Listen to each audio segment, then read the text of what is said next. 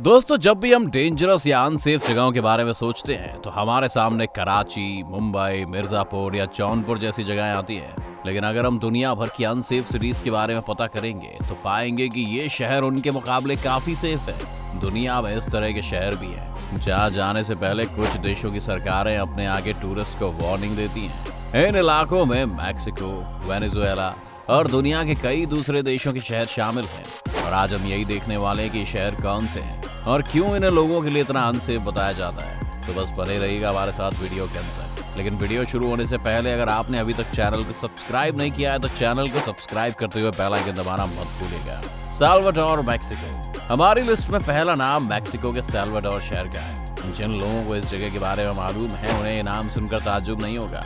50 लाख की आबादी वाला ये शहर अपने एनुअल कार्निवल फेस्टिवल और अपनी कॉलोनियल हिस्ट्री के लिए काफी जाना जाता है। लेकिन दूसरी तरफ ये भी सच है कि शहर में सालाना 2 से 2,500 मर्डर्स रिपोर्ट किए जाते हैं। सन 2000 से 2010 के बीच इस शहर का क्राइम रेट 418% तक बढ़ गया है, जिसमें यूथ वायलेंस और गन वायलेंस मुख्य कारण बताए जाते हैं।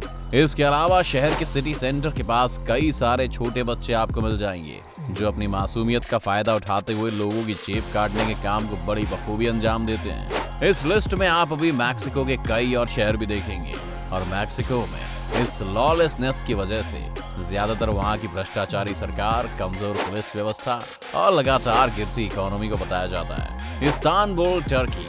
इस्तानबुल, जिसे पहले कॉन्स्टेंटिनोपल भी कहा करते थे, हमेशा से ही ईसाई और मुसलमानों के बीच चलते आए संघर्ष का केंद्र रहा है। इस शहर में कई ऐतिहासिक बिल्डिंग्स हैं जो हजारों साल पुरानी हैं, जिस वजह से यहाँ पर टूरिस्ट का आना जाना लगा रहता है। लेकिन इसी के साथ यहाँ पर क्राइम ने भी अपना डेरा डाल लिया है।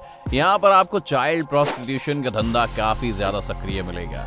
इसके अलावा आए गए टूरिस्ट को ठगने के लिए भी इस शहर के क्रिमिनल्स ने कुछ नायाब स्कैम्स को जन्म दिया है, जिनमें से एक स्कैम कुछ इस तरह है कि पहले खूबसूरत औरत एक टूरिस्ट के पास आती है और उसे किसी रेस्टोरेंट में लेकर जाती है। स्वाभाविक है कि वो टूरिस्ट उस औरत को ही खाना और शराब ऑर्डर करने को कहेगा। तब वो औरत मेन्यू में से कुछ चीजें ऑर्डर करेगी और वॉशरूम जाने के बहाने वहां से चली जाएगी।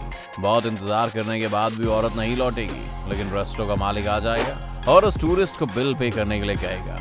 और वो बिल ज्यादातर उस टूरिस्ट की आशंका से कहीं ज्यादा होता है। ऐसे में अगर वो टूरिस्ट बिल पे ना करे तो अनजान देश में पुलिस आकर उसे ले जाएगी। इसीलिए टूरिस्ट बिल पे कर देते हैं और रेस्टोरेंट वाले मंगाई गई शराब और खाने पीने के सामान को अगले टूरिस्ट को बेवकूफ बनाने में इस्तेमाल करते हैं। तो जब भी आप इस्तानबुल जाएं, इस तरह के स्कैम से बचकर रहें। Cape Town, south Africa.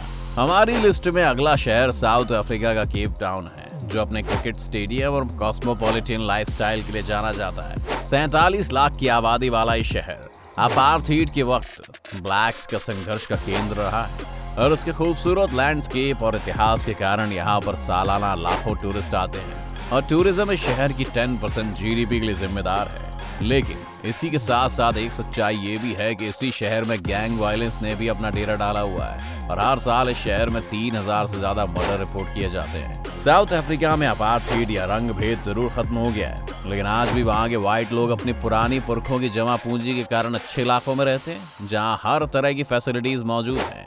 और यहाँ के ब्लैक लोगों को स्लम्स में ही रहना पड़ता है, क्योंकि व्हाइट्स के पास जो संपत्ति है वो ब्लैक्स के ऐतिहासिक शोषण से इकट्ठी की गई है। इसलिए यहाँ पर कई बार एक किस्म की रेशियल टेंशन भी देखी गई है जो हिंसक रूप ले लेती है। इन्हीं सब कारणों से कई देश अपने टूरिस्ट को एडवाइस देते हैं कि वो भी केप टाउन में अकेले ना घूमें और हमेशा किसी ग्रुप के साथ ही रहें। Fortaleza, Brazil. जैसा कि हमने कहा था कि इस लिस्ट में आप ब्राजील के एक शहर को फिर से देखेंगे और इस शहर का नाम है फोर्टालेजा, जो ब्राजील का सबसे ज्यादा क्राइम रेट वाला शहर है। ये शहर जेब कतरों से लेकर चेन और बैग स्नैचर्स के लिए बदनाम है। इसके अलावा इस शहर को एक प्रोस्टिट्यूशन हब भी कहा जाता है, जिस वजह से यहाँ पर ह्यूमन ट्रैफिकिंग, फोर्स्ड लेबर और किडनैपिंग जैसी समस्याएं भी काफी कॉमन हैं। जहाँ दुनिया में कई देश की लड़कियों को अनसेफ माना जाता है, वहीं शहर में सिंगल लड़कों को भी कम परेशानियां नहीं है। कई बार ये देखा गया है कि शहर के लोगों और टूरिस्टों को जो सिंगल लड़के होते हैं उन्हें टारगेट किया जाता है और लूटा जाता है। कई बार तो ऐसे लड़कों को पहले ड्रग्स के नशे में धुत किया जाता है, फिर उनके साथ लूटपाट होती है। इन सब घटनाओं के अलावा यहाँ पर गैंग वायलेंस भी काफी कॉमन है, जिस वजह से न सिर्फ गैंग के लोगों को बल्कि कभी कभी आम नागरिकों को भी इस हिंसा का शिकार होना पड़ता है। कैराकस, वेनेजुएला।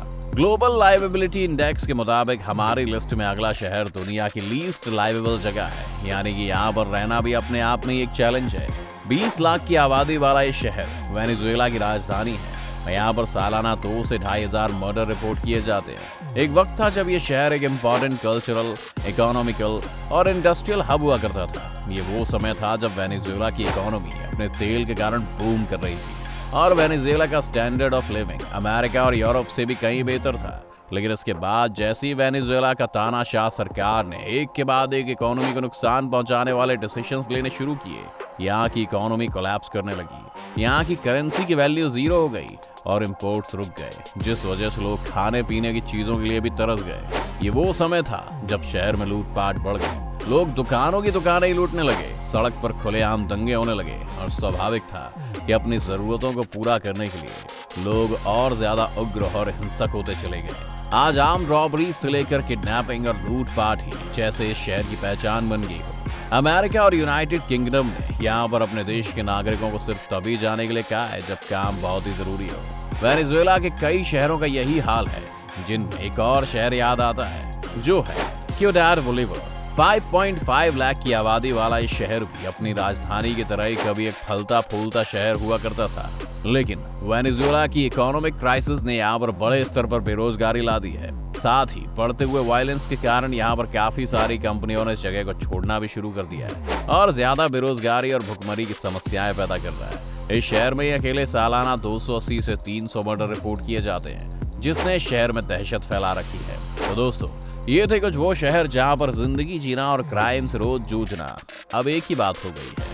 यहाँ की सड़कों से लेकर रोजमर्रा की जिंदगी में क्राइम ने इस तरह से अपनी जगह बना ली है कि इनकी स्थिति अब दयनीय हो चुकी है। क्या आपको किसी और ऐसे शहर के बारे में मालूम है?